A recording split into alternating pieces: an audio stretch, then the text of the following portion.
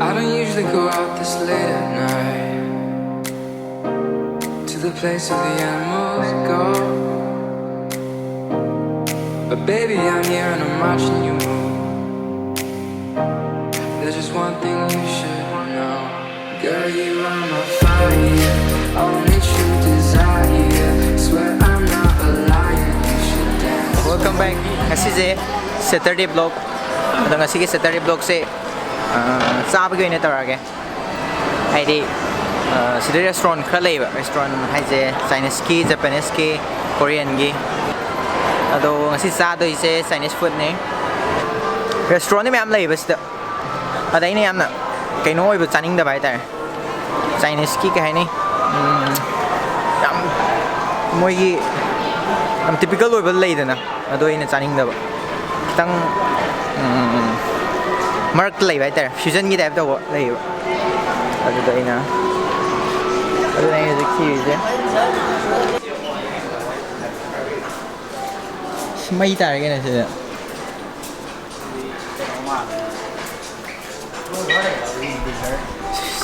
She gets a guy, isn't it? I see it. Chinese catching restaurant is there. Yeah. 现在过后往南走一个齐纳就到了。哦，谢谢，拜拜。拜拜。What's I tell you this later?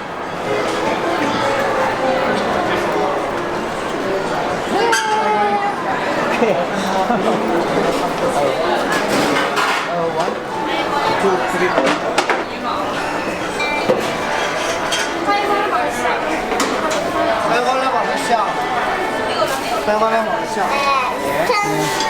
Okay. Can I get a corner? Okay, okay.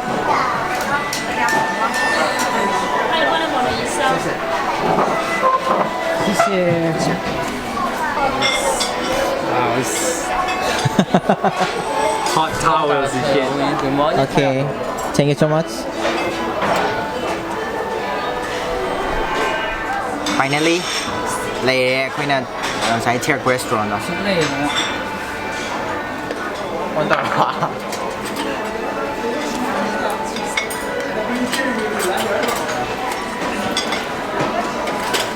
Dạ bà. Dạ.要好像我就可以了。 I'll just take my time. 那你服务员。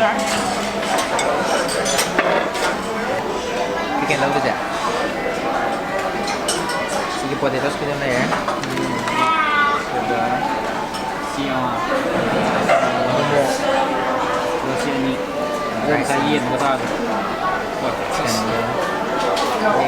Wala ka na mo. Wala na lang. Ay no.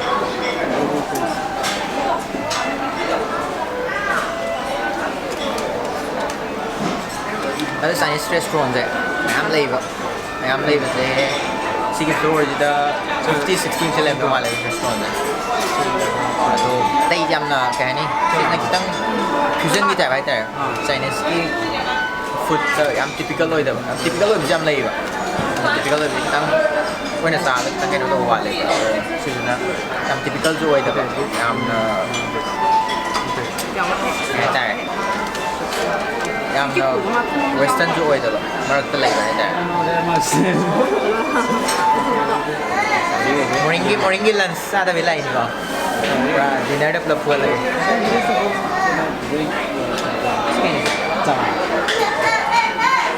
Chinese tea.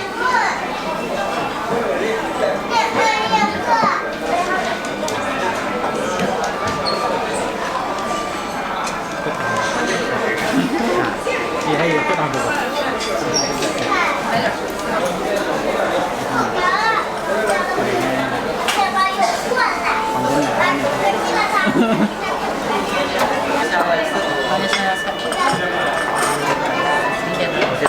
Potatoes kya bre? 可乐，看了啊，两个看了。要冰的还是常温？冰的，冰的。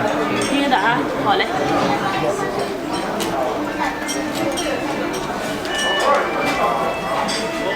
so ngasigisina ahanba food ki vlog ne ado food ki vlog mayam tarakini ai restaurant mayam leiba sigi floor akhoi side aina restaurant thi ba floor love to ado restaurant ata ne ba around 60 mutil le no male loi sure hot pot ki adagi Korean restaurant Japanese restaurant akhoi si changi de ai sa ge do fusion ne ba ai sigi restaurant de right yamna typical Chinese oi da ba yamna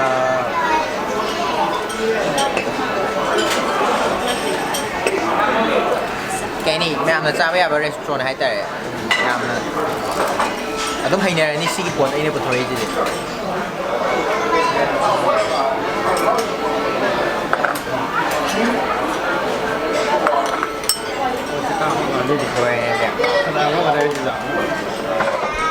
hello food xe rồi item cái nó nêu rồi chứ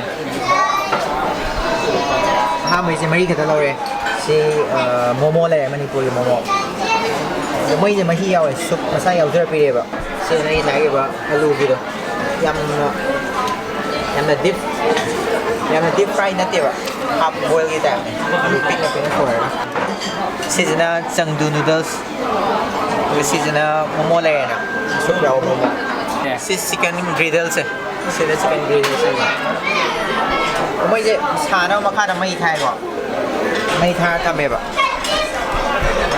ไม่ท่าทำแบบช้าเลยนะแต่วอมตลอดเลยนะแบบแล้วเขาจะจากราเมงใช้ลันจากเบรคฟาสต์ก็จะจ่ายเลยแล้วเทสต์ต่อโอเคเทสต์ตัวเกี่ยวกับไอ้แม่ให้อะไรโอเค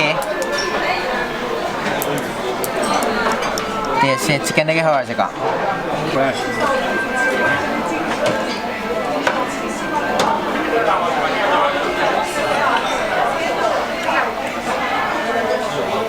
เขาไปใช้ spices คาราโอเกะหมวกเตรียมใส่แบบตัวเมื่อกี้ไม่ให้ดูนะว่า Gulmaris marudo. โหดูดูดูแบบมีฮาปกี้มาห้องเนี่ยแบบเขาอะไรสิเจ๊ต้องชิลลี่ชิคกี้พายยี่แต่เป็นสไตล์เลยแล้วชิลลี่ dry ไว้นะแล้วชิโมโม่เลยโมโม่เจNamito. Yeah. Ado, sisi mo yang ke?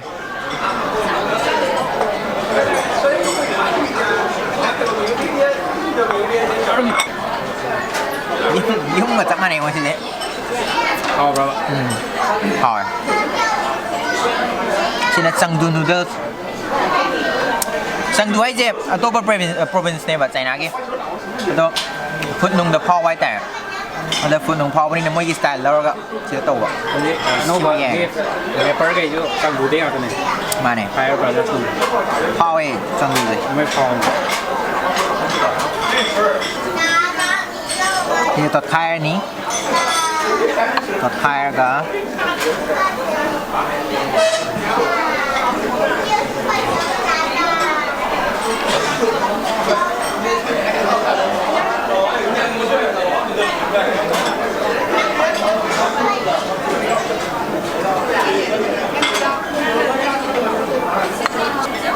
Okay. Chengdu noodles sama yang ke?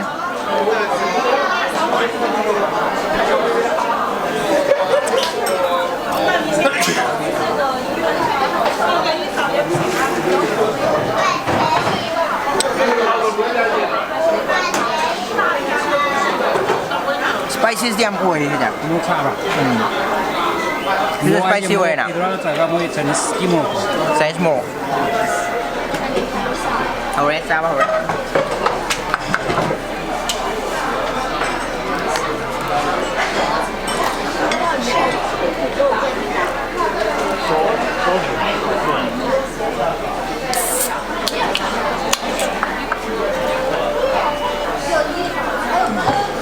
Halal.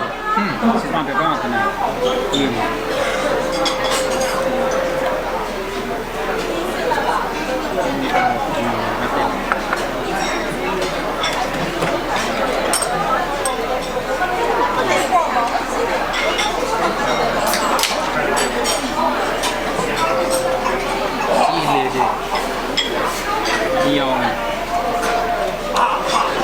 โมโม่เนี่ยจะเปลี่ยนเนี่ยเจ๊เลย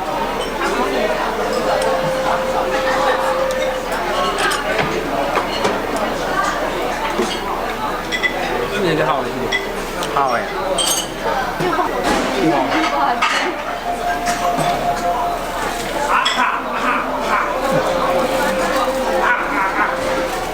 大家感受这个。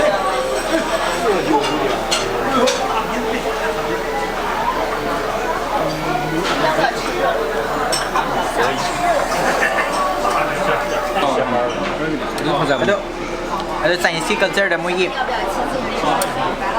ini dinner चावल lunch चावल जाए rice bowl ama tadi hen sa deh semua culture ni jang di memang long ni jang di mengatur long ni juga चावल di bowl ama den jadi becak Chinese ki mana bagi memang dinner चावल lunch चावल cepat temuai bowl ama den betul kita cakแล้วคนจะให้จักหับว่าดีใกล้แบบจังหับว่าดีแกมใกล้เนื้อเดียวแบบจังเราบอกว่าดีแกมใกล้เนื้อเดียวตัวจักเราเดียวไม่ใกล้เนี่ยแล้วเมื่อกี้จักทงจ้ะมาอาจินิโมโตโต้ตัวหับแบบไม่สีโต้ตัวน้ำหอมเดือดถั่วไปยิ้มเดือดีหับเนื้อเดียวมาเลยหับจะหับเนื้อดีครับน้ำหับเนื้อแบบจากราเมนมาจากราเมนมาว่างอ่ะหน่อยมาลองกันเลยAduh nggak saya itu lancar di breakfast lain ya, tak lama. Kau dia harus tak lama lagi nih kamu. Namun presentation tu pasti price saya memang jam tang mungkin nak. Aduh, ini future dah itu Chinese restaurant ni hang kayak gini. Ya kan. Yang future dah jadi mana terung leh ke Chinese restaurant hang ke. Aku Chinese kinjang thong ban tam mi gitu juga. Yum dah lah. Mem lo oke. Mem lo. 小吃。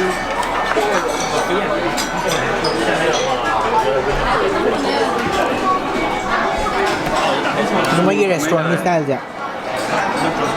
Ham aku ni cang mana aku ni main botol tu je. Segi cam le na. Ni ham dah cam botol ni. Next up, put ada di botol tu ni. Moi ham welcome ni. Sana tahu. Sana welcome tu orang.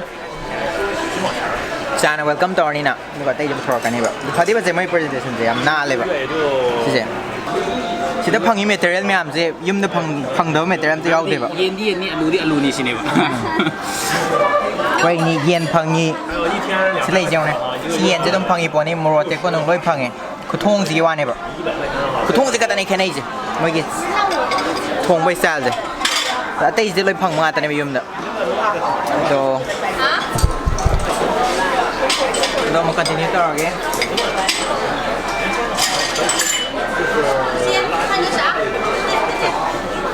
Ini sedia apa? Ini cuma. Dua ini sih. Dua itu tahu.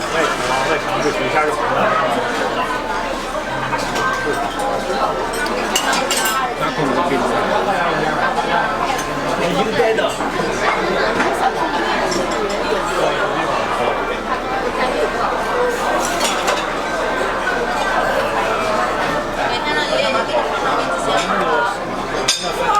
Agak ini macam mana? Apa?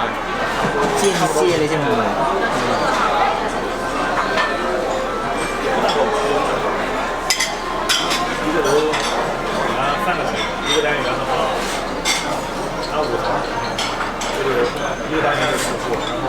Awak dah ni.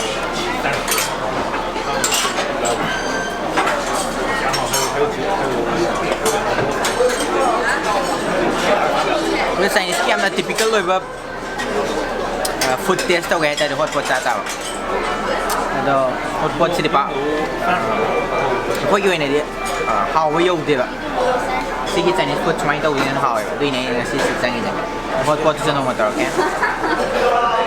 hot pot ที่มียามที่จ้าก็มวยแล้วบ้านนี้นะ hot pot จ้าที่ก็มวยแล้ว hot pot กินมวยปวดเย็นกูเลยกูรักยา Pergi Manipuri geng memang tu pula kan boleh naik dah pak hotpot nung motor ke hotpot tu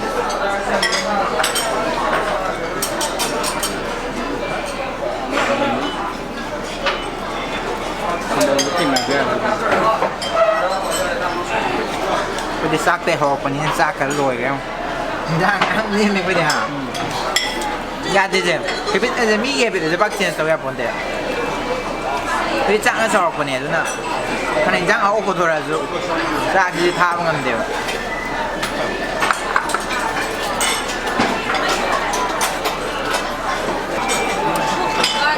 Skin momo cái mấy cái polling đâu style vậy? Xin nó polling đâu style là mấy này rồi dùng cái máy đâu polling đi style luôn lấy. Xin polling cái style là mấy con hàng. Con cái này ưu điểm. Con hàng này. Polling style con hàng này.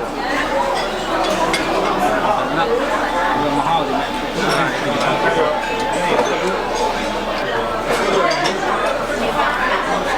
Inspired by Immakebola. Nó hao này. Mahal sẽ China đã ra bây giờ thì không liều không nào. Xin nó mahal original cái là mahal thì tao phải dùng để ra rồi đây đi. Đó xin nó học cái đẹp từ đây có mong rồi. Hao à, cái hao.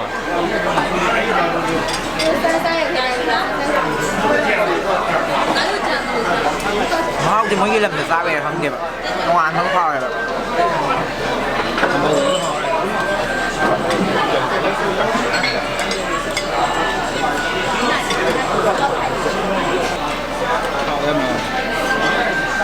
Aduh, si sao ngầm rẽ. Đây đi chả sáng rồi. Ta đéo cái hao. Itu, ini dah apa ya? Kami kalau tu mul, kan? Itu dah. Tangga dah.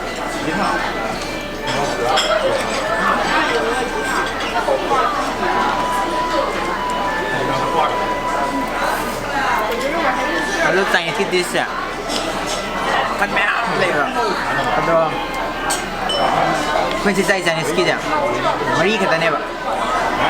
Kalau matang tahu ke merah. Sigi sagi berpon sini matang kamu jar. Matangi blok kerana tu pong tahu ke pak. Itu si mari jadi hal. Singdu noodles hal. Momo pergi sup ya momo si mah hal. Lùi thế mà hào đấy xin khá gì xí Mua một cái. rồi xin chỉ cần trên đây hào đấy spicy rồi đó rồi bây hào đấy xin được Không sàn đâu ạ. Nó có nhiều dân này cả. 16 này chứ 160 ai tên đẹp sao si alu juga ada 160 pi ni punya noodles kita kita soi bayar dah macam aduh half boil tu mau kayak spices macam half orang aduh mana pun tu tahu dia ni ya carbohydrate ni mesti perasa kita ni dah Có nào ra này. si prap tu alu si prap puto di mai carbohydrate jang wah lagi nak Có cụ đây nhỉ.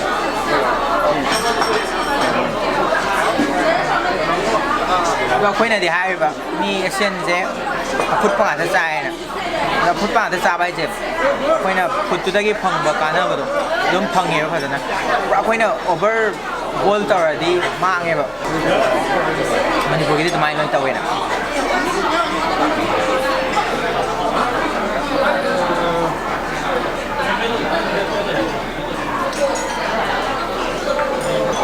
โดยเฉลี่ยเป็นวันที่จ้าไปงงเลยจ้าตัวช่างเลย Lê mẹ phải ra có nguyện. itu apa lagi matanggi keno dong matanggi blog tanah thang blog se keno tar Korean food winter Korean winter ke Soju nung tao cả. Mấy giải đi đi. sudah tahu sih ke sudah kait ko Từ tao có kem tay tí. Nhằm ngon được.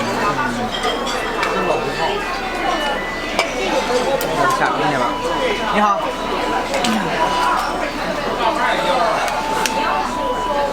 我加开吗？ Nó. ok Quay kêu người thuê. 买单吗？ À. Mấy mình. 现金刷把开。 Ok. ok Đang nó thua lại phải.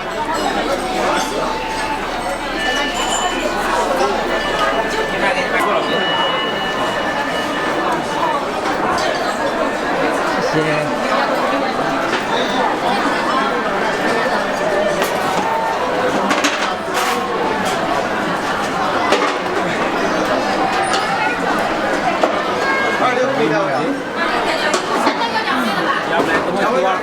ꯁꯦ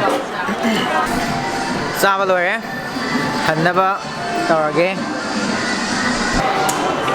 ꯉꯍꯥꯟꯒꯩ ꯑꯌꯥꯝꯕꯅ ꯑꯩꯒꯤ ꯕ꯭ꯂꯣꯒꯁꯦ ꯁꯨꯝ ꯆꯠꯂꯒ ꯃꯌꯥꯝꯗ ꯁꯨꯝ ꯎꯠꯂꯤꯗꯅ ꯆꯠꯂꯒ ꯑꯗꯣ ꯑꯗꯨꯃꯥꯏꯅ ꯇꯧꯕꯁꯦ ꯈꯔ ꯐꯔꯛ ꯇꯥꯕ ꯍꯥꯏꯇꯥꯔꯦ ꯍꯥꯏꯗꯤ ꯍꯧꯖꯤꯛꯁꯨ ꯀ꯭ꯂꯥꯁ ꯌꯥꯝꯅ ꯁ꯭ꯇ꯭ꯔꯤꯛ ꯍꯥꯏꯗꯤ ꯌꯥꯝꯅ ꯇꯥꯏꯠ ꯑꯣꯏꯕ ꯀ꯭ꯂꯥꯁꯁꯦ ꯑꯗꯣ ꯉꯍꯥꯟꯒꯩ ꯆꯠꯂꯨꯕꯒꯤ ꯋꯥꯕꯗꯣ ꯍꯧꯖꯤꯛ ꯐꯨꯗꯀꯤ ꯕ꯭ꯂꯣग ꯑꯃꯨꯛ ꯇꯧꯔꯒꯦ ꯍꯥꯏꯗꯤ ꯉꯍꯥꯟꯒꯤ ꯃꯌꯥꯝꯗꯣ ꯑꯃꯨꯛ ꯏꯅꯔꯖꯤꯗꯣ ꯔꯤꯖ꯭ꯌꯨꯝ ꯇꯧꯅꯕ ꯑꯗꯣ ꯐꯨꯗꯀꯤ ꯕ꯭ꯂꯣꯒꯁꯦ 2-3 ꯇꯧꯔꯛꯀꯦ ꯑꯗꯨꯒ ꯑꯗꯨ ꯃꯊꯪꯗ ꯃꯃꯥꯡꯒꯤ ꯑꯗꯨꯃꯥꯏꯅ ꯆꯠꯂꯒ ꯑꯃꯨꯛ ꯇꯧꯔꯛꯀꯦꯕ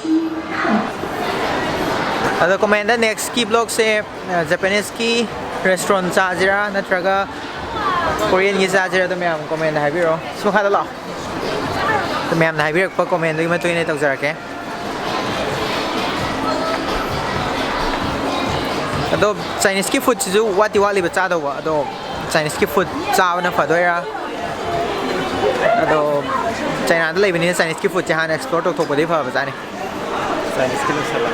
ꯆꯥꯏꯅꯤꯁꯀꯤ ꯂꯣꯏꯁꯤꯜꯂꯒ ꯃꯊꯪ ꯇꯧꯔꯛꯄꯅꯗꯤ ꯐꯩꯕ ꯍꯥꯏꯗꯤ ꯀꯣꯔꯤꯌꯥꯒꯤ ꯐꯨꯗ ꯍꯥꯏꯁꯦ ꯗꯥꯏꯔꯦꯛ ꯀꯣꯔꯤꯌꯥ ꯅꯠꯇꯕꯅꯤꯅ ꯀꯩꯁꯨ ꯑꯗꯨꯝ ꯑꯁꯦꯡꯕꯗꯨꯗꯤ ꯐꯪꯉꯣꯏꯗꯅ ꯆꯥꯏꯅꯥ ꯑꯣꯏꯕꯅꯤꯅ ꯆꯥꯏꯅꯥꯒꯤ ꯑꯁꯦꯡꯕ ꯐꯨꯗꯇꯨꯗꯤ ꯐꯪꯉꯅꯦꯕ ꯑꯗꯣ ꯆꯥꯏꯅꯥꯒꯤ ꯍꯥꯟꯅ ꯂꯣꯏꯁꯤꯟꯕꯅꯗꯤ ꯐꯗꯧ ꯃꯥꯜꯂꯦ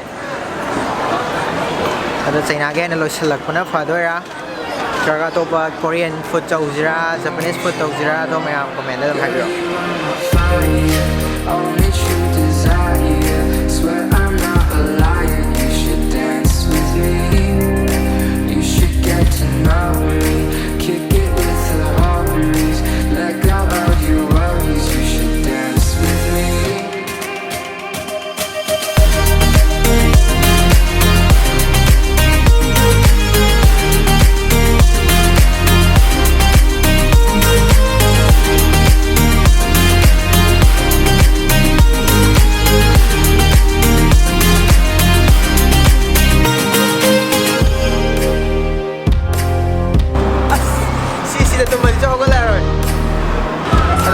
ꯉꯁꯤꯒꯤ ꯕ꯭ꯂꯣꯒꯁꯦ ꯁ꯭ꯋꯥꯏꯗ ꯂꯣꯏꯁꯤꯜꯂꯒꯦ ꯅꯦꯛꯁꯀꯤ ꯋꯤꯀꯦꯟꯗ ꯑꯃꯨꯛ ꯊꯦꯡꯅꯔꯁꯤ ꯉꯁꯤꯒꯤ ꯆꯥꯕꯒꯤ ꯕ꯭ꯂꯣग ꯇꯧꯈ꯭ꯔꯦ ꯅꯦꯛꯁꯁꯨ ꯆꯥꯕꯒꯤ ꯕ꯭ꯂꯣग ꯇꯧꯔꯛꯀꯦ Okay, see you guys in the next weekend. Okay, bye.